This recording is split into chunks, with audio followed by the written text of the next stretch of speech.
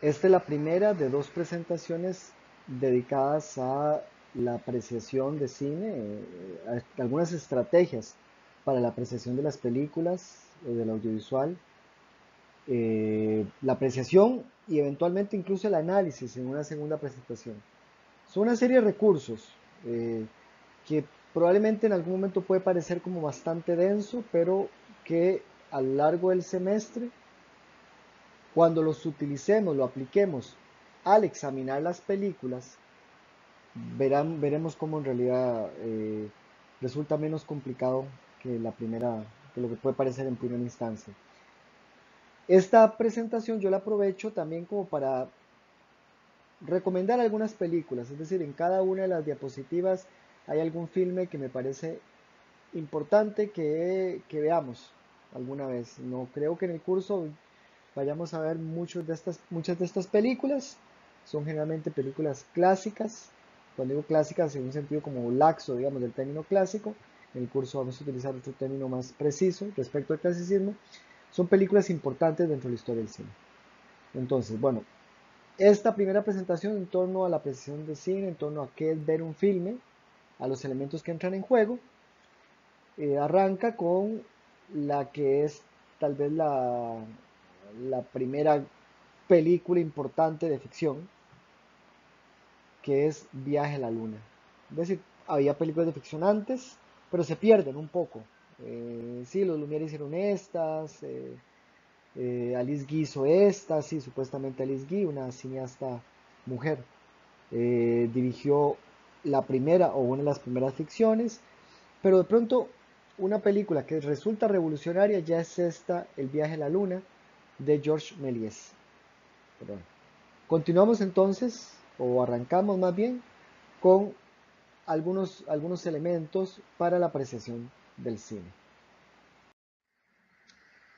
Esta es una pregunta que nos planteamos constantemente, o que yo pido, me parece importante que nos planteemos constantemente en este curso, que se las plantee a todos ustedes en la primera clase, cuando les pedía que recomendaran un filme. ¿Por qué nos gusta una película? Revisemos eso, digamos, es como desmenuzar nuestro propio gusto, desmenuzar el ejercicio de apreciación virgen, sin todas las herramientas que espero yo que este curso les aporte eventualmente. ¿Cuáles son las razones que ofrecemos? ¿Cuáles son los factores que entran en juego? Mis vivencias personales, mis creencias políticas, mi inclinación por un cierto tema, mi preferencia por una cierta estética, por un cierto uso del color. Todo eso entra en juego. ¿Cómo? ¿Cuándo? ¿En qué película? Algo que vamos a examinar en esta misma presentación es reconocer cuándo las razones que ofrecemos son parte de la misma película, o sea, refieren al filme, y cuáles no son parte de la película. ¿Cuáles son los elementos que podrían para cualquiera de ustedes hacer una película valiosa y que para mí no la hacen necesariamente valiosa, estéticamente al menos? ¿Y cuáles para mí hacen una película valiosa que ustedes ni siquiera lo toman en cuenta? ¿Qué no significa que mis criterios estén por encima de los de ustedes? Son criterios distintos. Todo esto para reconocer finalmente qué tipo de espectadores o espectadoras somos. Entonces sí, cuestionémonos por qué nos gusta o por qué no nos gusta una película. Aquí ofrecemos algunas herramientas para examinar eso. Estas son algunas razones que generalmente dan en el trabajo de la película favorita, en el primer reporte, o que también lo mencionan cuando yo les pido que recomienden una película a sus compañeros y compañeras. Muchos mencionan, y eso lo menciono en clase, ¿verdad? Lo cuestiono, el tema, el argumento, el mensaje. Algunos me señalan cosas como que, bueno, es que la película se basa en un hecho de la vida real, es porque la película me permite entender algo, porque la película me explica algo, porque la película me demuestra algo. Algunos señalan, bueno, es que es una película que tiene valores importantes, que defiende cosas importantes. Todos estas cuatro cosas que acabo de mencionar al arranque, ¿verdad? Tienen que ver con el contenido de la película. Algunos a veces señalan, algunos y algunas, que lo que le interesa, lo que le atrajo de una película tiene que ver con los actores o actrices, o de una manera más sutil todavía, no es tanto el actor o actriz, sino cómo actúa Johnny Depp, cómo actúa Brad Pitt. Me parece divertidísimo determinado comediante, etcétera. Una cuestión que también pueden ustedes mencionar y han mencionado constantemente es cómo la trama los atrapa desde el principio. Y ojo, ese atrapar, voy adelantando, ese atrapar no es el tema, no es el argumento, no es el mensaje. El mensaje, de hecho, yo lo voy a tener hasta que termine la película. A mí me atrapa una película por cómo me organiza el argumento. Me presenta algo y yo quiero conocer el resto. Eso que me presenta puede ser con diálogos, pero también puede ser con imágenes. Pero bueno, esto que me atrapa desde el principio es guión. Alguna gente menciona, y eso me parece valioso, porque la película me obliga a estar pendiente de cada detalle. Ojo, le está pidiendo al espectador que trabaje. Hay películas que me obligan a estar pendiente de cada detalle y me capturan, pero también hay películas que a ciertos espectadores los obliga a estar pendiente de cada detalle y a otros espectadores no. ¿Por qué? Más bien nos aburren. ¿Por qué? Tal vez tiene que ver también con la misma familiaridad respecto a la manera como se organiza la información. Son cosas que vamos a ver en el curso. Han señalado que esta película cuya trama me atrapa lo logra porque me pone a trabajar, me pone a pensar. Lo señalan mucho con las películas de Christopher Nolan, como Inception o ¿cuál es otra que mencionan mucho? Interstellar. A mí personalmente no me parece me parece que atrapan, me parece que no son complejas, me parece que no ponen la cabeza a trabajar así como tan especialmente. Sí es cierto que dentro del tipo de película de Hollywood son un tanto más complejas, o bastante más complejas que el promedio. Algunos me señalan que una película, y algunas, que una película les atrae por los efectos especiales o la música. Vale. Aquí recomiendo una película que es para mí, bueno, es mi película de cine mudo preferida, una película del año 28 de Carl Dreyer que se llama La Pasión de Juana de Arco, que incluso me permite discutir un tipo de, de situación a la cual uno puede enfrentarse al ver películas. Y es, ok, esta película, Carl Dreyer, él era ya un director con un cierto prestigio en Dinamarca, llega a Francia a rodar, contratado, eh, le autorizan a hacer una película sobre un personaje que era como culturalmente estaba de moda, que era Juana de Arco, que es una heroína francesa, porque recientemente el Vaticano la había declarado santa.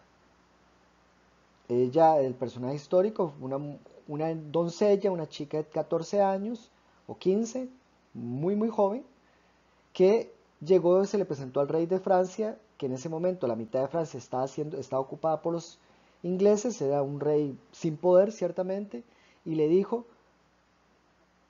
creo que Santa Mónica, bueno, los santos se me han aparecido para decirme que Dios quiere que yo libere Francia.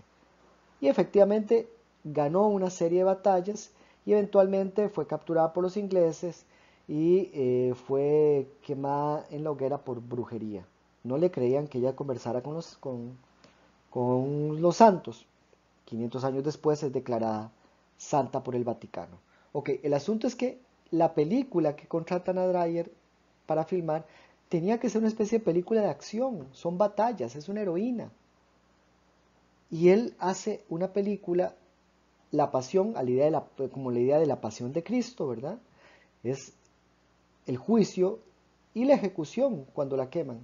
Es una película sobre alguien con fe y que la fe no claudica ni siquiera ante el temor a la muerte, ante la conciencia de la muerte. ¿Ok? Dreyer era un cineasta creyente.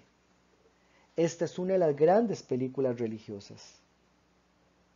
Y como ustedes tal vez se habrán dado cuenta, si no lo señalo aquí en clase, yo no soy una persona religiosa. Digamos. O puede ser que tenga algunas inquietudes espirituales, pero religiosa no soy. No soy católico, no soy cristiano, evangélico, digamos, protestante. A pesar de eso me parece una película magnífica. Es decir, a uno le puede parecer una película magnífica, aunque ideológicamente no comparta el contenido. ¿Por qué me parece magnífica? Me parece magnífica la actuación, o sea, a mí me transmite la confusión, el dolor, el sentirse traicionado de la actriz, que lo consigue la actriz a través también de los primeros planos persistentes de los que hace uso Dreyer para que uno en realidad se meta, por decirlo de alguna manera, en el alma atribulada de esta santa. Entonces, bueno, La Pasión de Juana de Arco, una película que también les recomiendo bastante. No me extrañaría que esté en YouTube por ser una película tan viejita. Entonces ya no hay una cuestión de problemas de derechos de autor.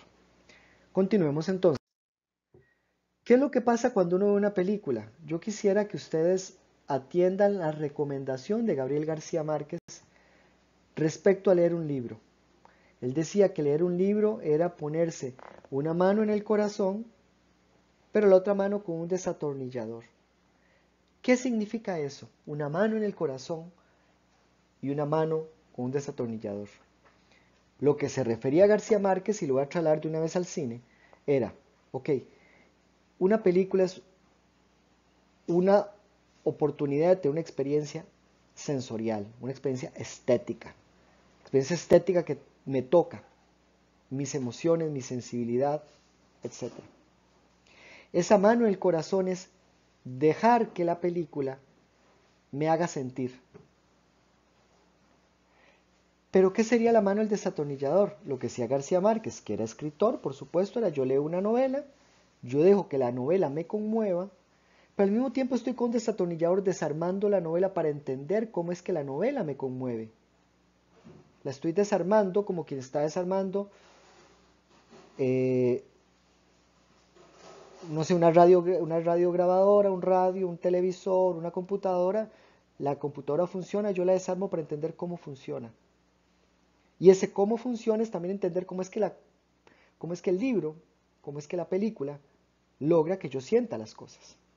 En el caso de La Pasión de Juana de Arco, probablemente esa mano del desatornillador terminará revelando que parte de la efectividad de La Pasión de Juana de Arco es la insistencia en el uso de primeros planos, que ayuda también una estupenda actuación de la actriz René Falconetti. Aquí la recomendada es una película italiana del año 48 que se llama Ladrón de bicicletas. Una película, digamos, como la más importante de lo que se llama el neorrealismo italiano, que era un movimiento cinematográfico de la segunda posguerra italiana, que las historias eran en torno a la pobreza a raíz bueno, después de la Segunda Guerra Mundial. Y este personaje protagónico es el pobre señor desempleado que consigue trabajo, para su trabajo requiere una bicicleta, para alquilar una bicicleta empeñan la única posesión que tienen, que creo que es como la ropa de cama, y le roban la bicicleta el primer día. Y la película es él con su hijo buscando por todo Roma esa bicicleta. Primero que no es de él, después que es con la que trabaja, después, y tercera cosa, se quedan sin su única posesión. Digamos, es una historia pesada que nos hace sentir cosas. Y uno también podría cuestionarse con un desatornillador, desarmar y es que cómo consigue que yo sienta cosas. Algo que me parece importante que distingamos, que ya lo mencioné en una diapositiva anterior, un poco antes, es cuando nos gusta una película, que reconozcamos cuáles razones, factores para que yo diga que esta película me gusta, son internos al filme y cuáles son externos. Me explico. Si yo de pronto digo, esta película, La Pasión de Cristo, me gusta porque a mí me interesa, pues yo soy creyente y me interesa la representación de Jesús. Esa es una razón externa. tiene que ver con, o sea, cuando digo externo es externa a la película, es mía, sí, pero es externa a la película. Otra persona podrá ver la misma película por otras razones, no están en las películas sus méritos, es ese elemento como mérito, no lo es, primero no es un mérito, pero no está en la película. Si yo de pronto veo la lista de Schindler, porque me interesa la ilustración del holocausto, a mí, eso es externo. ¿Qué sería un factor interno? La pasión de Cristo, que yo reconozca que a mí me gusta o no me gusta la edición. Eso está en la película. El cómo está editada la película es parte de la película, es interno. Que a mí me gusta el trabajo del color, está en la película. Que a mí me interesa en la película esta, que es una película de lo que se llama un polar, que era el cine negro francés, o sea, era incluso en la época del cine negro, y de hecho el director es Jules Dassin, no era francés, por eso digo Dassin, no Dassin, Jules Dassin era gringo. Él era un director norteamericano que ha hecho cine negro y estaba exiliado en Francia, y hace una película de cine negro con actores franceses. Entonces, la película se llama Rififi, o El Rififi entre los hombres. Ok, si yo digo, a mí me interesa ver cómo era un gángster francés, es una razón externa, es mía. O es fuera del filme. Si a mí lo que me está gustando de la película es la caracterización específica en este filme del gángster, eso es construcción del personaje, eso es guión, eso está en la película. Ojalá que podamos conversar un poco cuando estemos en clase, ya como en vivo, respecto a esto de las razones internas, externas. No es que las razones externas estén mal, pero las razones externas no están en el filme. Y eso hay que saberlo medir. No están en el filme. Eso puede variar el tipo de discusión que puedo tener con cualquiera de ustedes respecto a una película u otra. Entonces, bueno, recomendada, como les decía, una película de cine negro o algo parecido a cine negro, rodada en Francia, porque el cine negro era cine norteamericano, rodada en Francia, con todas las reglas del cine negro. Es como de los primeros ejemplos donde uno ve que el cine negro se expande alrededor del mundo. Un elemento importante en la apreciación, que pronto puede vincularse un poco a lo de factores internos externos, es una noción que aparece, digamos que en el siglo XVIII, en lo que es la filosofía del arte y la estética, que es la idea de la autonomía del arte. Digamos que el defensor más conocido sería Kant, no habla exactamente de autonomía del arte, si no recuerdo mal, él habla de experiencia estética, o sea, la experiencia de encontrarse con un objeto artístico. El asunto es, bueno, perdón, y él no hablaba solo de objetos artísticos, ciertamente, él hablaba también, puede haber una experiencia estética frente a un objeto de la naturaleza. Ok, el asunto es que Kant señala que la apreciación del arte tiene que ser autónoma. ¿Qué significa que es autónoma? Que es independiente. ¿Qué significa que es independiente? Que vale por sí misma. O, está escrito ahí mismo en la diapositiva, cuando yo evalúo una obra estéticamente, tiene que ser según criterios estéticos, no por su utilidad o conveniencia. ¿Qué sería un criterio de conveniencia? Un criterio de conveniencia es, yo voy a ver esta película porque hay un trabajo de la U. Yo voy a ver esta película porque me explica muy bien qué fue lo que pasó en la crisis económica en el año 29. Ojo, me explica, es útil, me conviene. Esos criterios de utilidad y conveniencia no tienen nada que ver con los méritos estéticos, artísticos de la película. Un criterio artístico es autónomo, pero algo que es importantísimo, un criterio es, digamos, lo estético es inútil, por decirlo de alguna manera. Es decir, la película a mí me gusta no porque me sirva para algo, a mí me gusta, porque me hace sentir bien. Y aquí hay algo importante también. Si yo veo una película para pasar el rato, porque necesito distraerme, eso no es estético. Eso es nuevamente utilidad.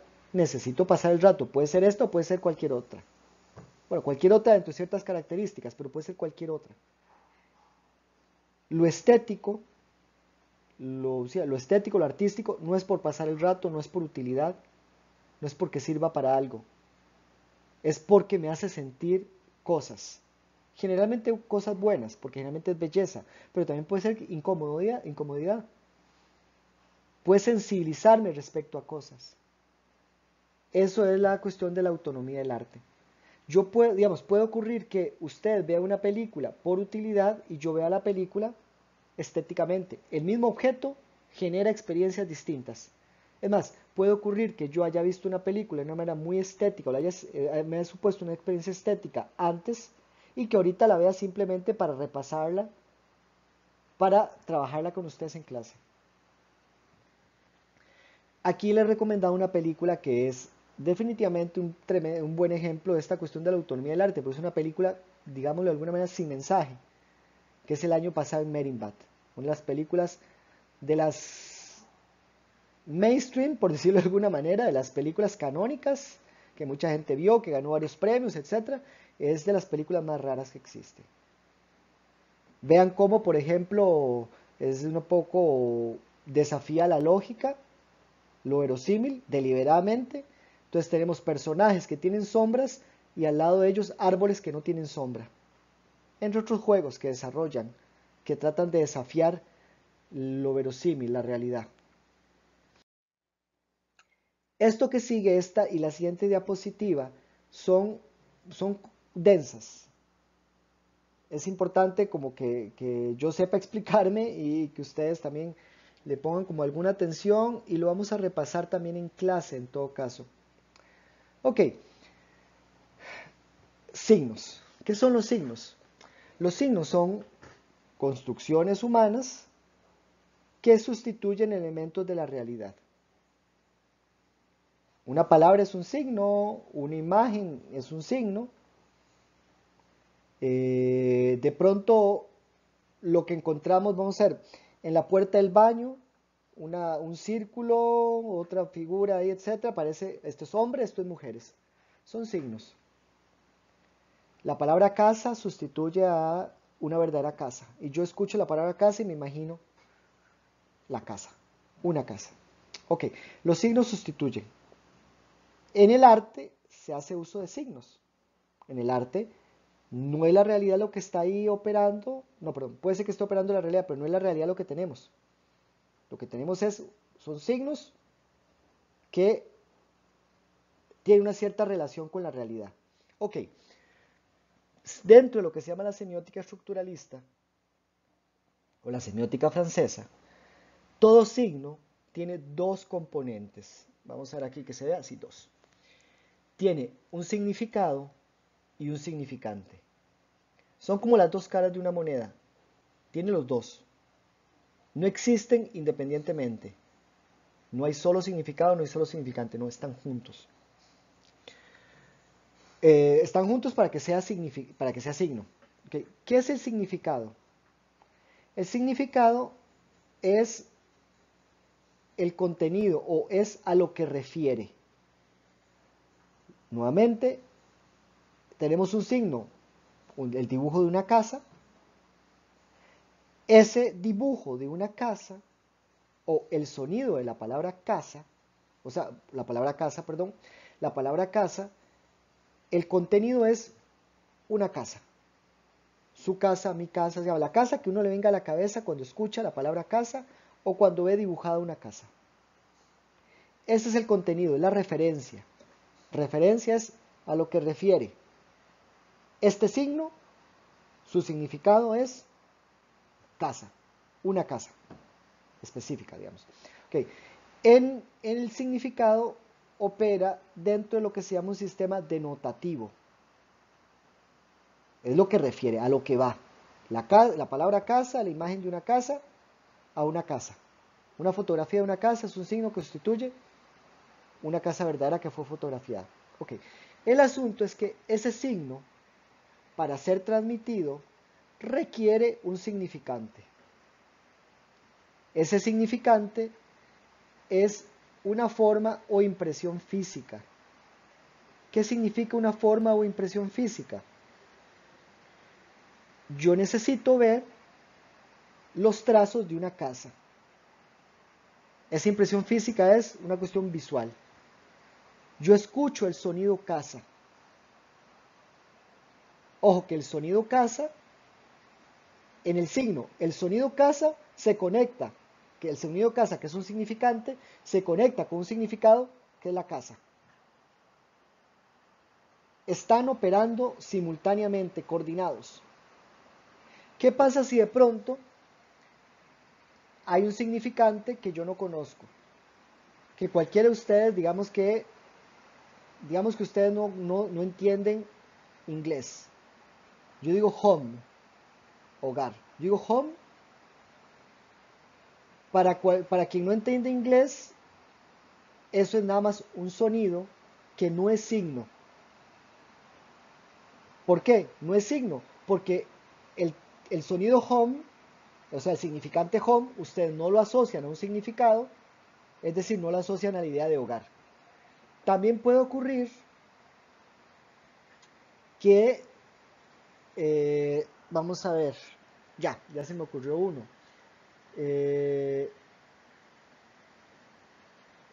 Puede ocurrir que yo diga home y el significante home, ustedes lo asocian a cualquier palabra en español que suene parecido. Ron, pon, son. Ok, ¿qué pasa ahí? El significante se conecta a otros significantes, pero seguimos sin estar en el universo de los signos. Ok, ¿por qué quiero señalar eso de que los significantes se conectan? Porque esto viene un poco con la definición de arte. Pero retrocedo un poco, perdón. Todo signo tiene un significado y un significante. ¿Cómo nos llegan los signos? A través del significante. Nos llegan los significantes, nos llegan los sonidos, nos llegan las imágenes, nos llegan los colores. Son impresiones físicas, son formas. Pero ese significante es parte de un signo solamente si yo asocio este sonido a un significado. El sonido casa al significado casa. Es decir, es un signo. El significante funciona dentro de lo que se llama un sistema connotativo. Tal vez se acuerdan ustedes que el primer día de clase yo les pedía que me dijeran algo en tono sarcástico. Ese tono sarcástico no es a nivel de sistema denotativo, no es significado. El sarcasmo opera, ese hablar sarcásticamente opera a nivel de significante, es cómo suena, es el sonido. Yo puedo hablar y yo puedo decir lo mismo que cualquiera de ustedes, digamos que yo estoy ronco, y cualquiera de ustedes habla y yo hablo. Podemos decir los mismos significados, pero el significante será distinto. Y mi ronquera va a generar probablemente, connotativamente, sentidos un tanto distintos a los de ustedes. Ahora sí, ¿por qué es importante lo de home, son, con, etcétera? Sí. Un semiólogo francés, Roland Barthes, y me parece que Humberto Eco también dice algo parecido, nos señalan que el arte es aquella pieza comunicativa en la cual el significante cobra significado. ¿Qué significa que el significante cobra significado? Que resulta que ese significante, que simplemente el sonido, la imagen, que fundamentalmente es el vehículo del significado, o la manera a través de la cual el significado me llega, ese significante cobra una razón de ser y también genera sentido. Me explico. Con Vértigo. Vértigo es una película de Alfred Hitchcock en las cuales, digamos que si nos quedamos a nivel de simplemente lo denotativo, hay una mujer vestida con la ropa de tal manera, la ropa de tal color, etc. Pero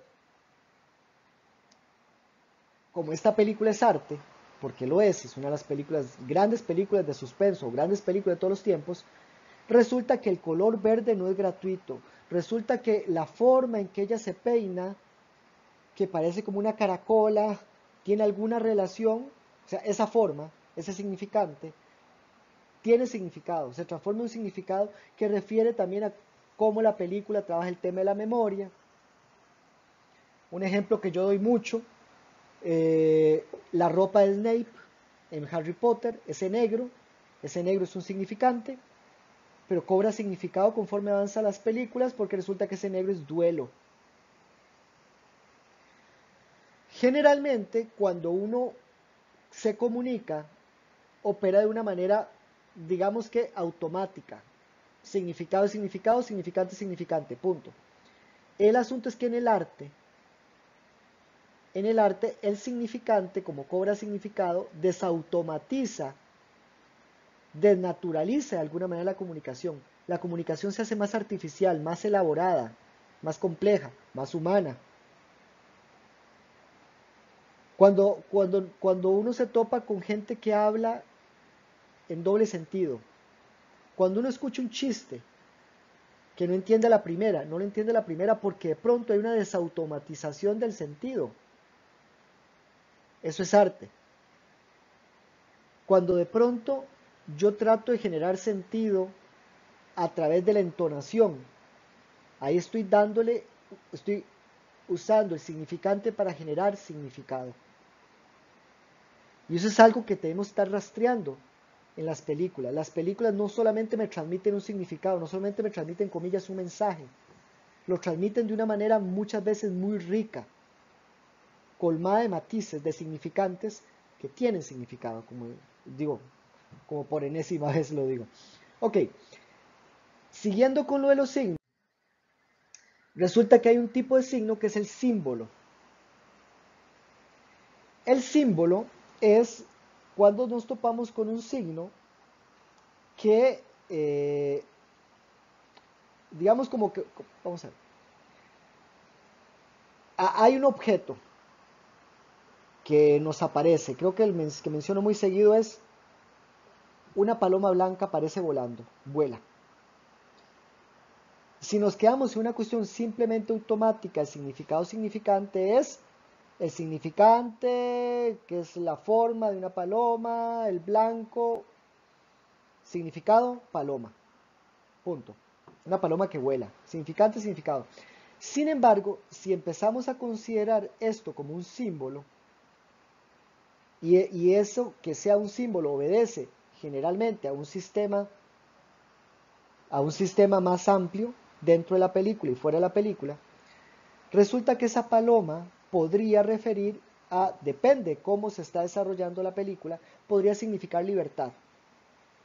Podría significar que el personaje se está liberando. También puede significar que el personaje murió, está expirando. Ese es el alma que vuela.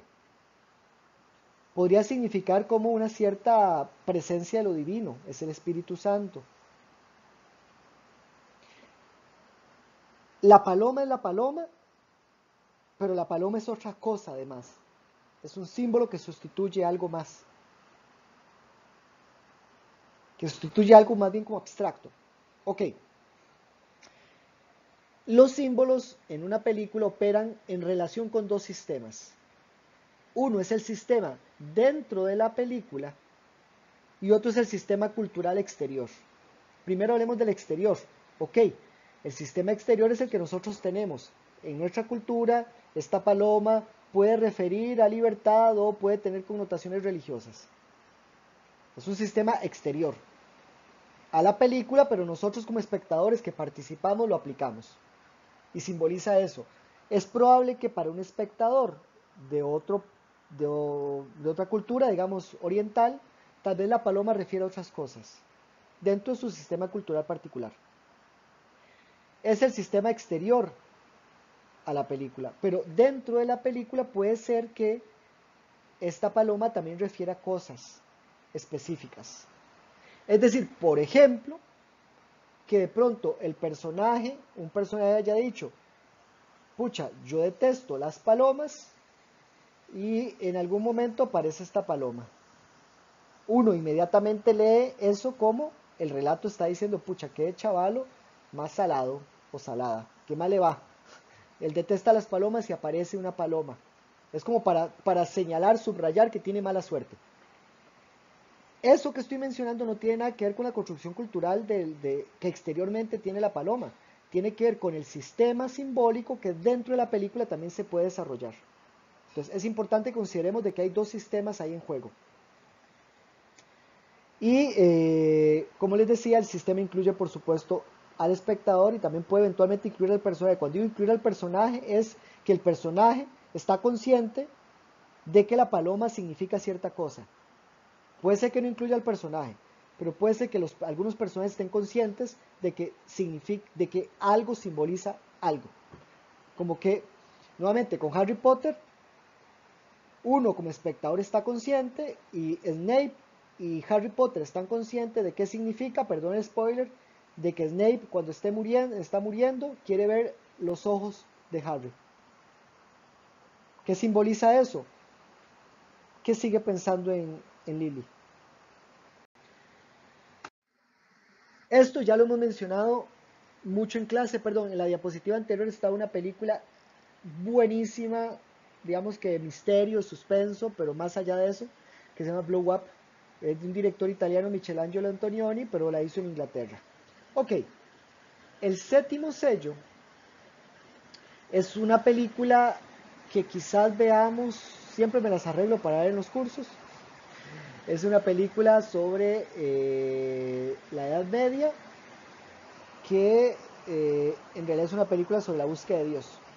En la Edad Media, en una circunstancia de pandemia, bueno, en ese tiempo no era pandemia, era una epidemia, era una peste, creo que era la peste negra, en esas circunstancias que todo el mundo teme morir, el protagonista se topa con la muerte y no quiere que la muerte se lo lleve hasta descubrir si Dios existe.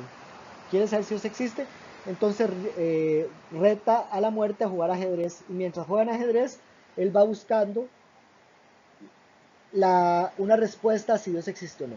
Ok, esto ya lo hemos mencionado mucho en clase, o yo lo voy a insistir, que cuando analicemos una película, consideremos primero el cómo se construye el contenido y cómo yo sugiero que podemos examinar esa construcción del contenido, imágenes y sonidos, organizados en una estructura, que responden un cierto modo, se presenta un cierto modo, que responde a una cierta intención, que apela a un espectador y espectadora, que juega con una estructura sígnica para construir un contenido.